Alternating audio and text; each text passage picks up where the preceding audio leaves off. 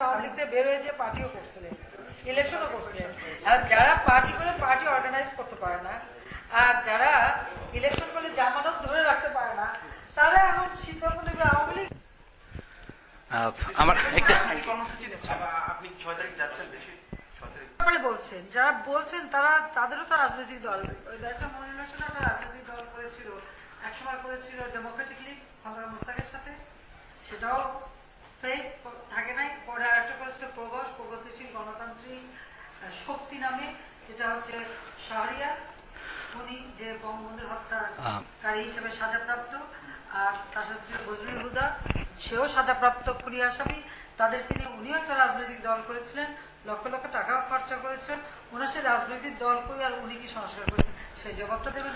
আচ্ছা, আপনাকে যে অন্যায়ভাবে দেশে যাওয়ার পরে গ্রেপ্তার করা হয়, তখন জনগণের উদ্দেশ্যে আপনার মেসেজ কি হবে? জনগণের উদ্দেশ্যে আমার একটাই কথা, যে আমি জনগণের স্বার্থে রাজনীতি করি, জনগণের কল্যাণে রাজনীতি করি, জনগণের জন্য আমি যে কোনো ত্যাগ স্বীকারে আমি প্রস্তুত। এবং জনগণের কাছে আমার এই আহ্বান থাকবে যে কোনো অন্যায় অবিচার হলে আমি জনগণের কাছে বিচার চাইব, এবং জনগণের কে আমি আহ্বান করবো যে তারা যেন শক্ত হয়ে দাঁড়ায়, কোনো অন্যায়ের কাছে যেন মাথা নত না করে। সেটা রাজনৈতিক কর্মসূচি না হরতাল?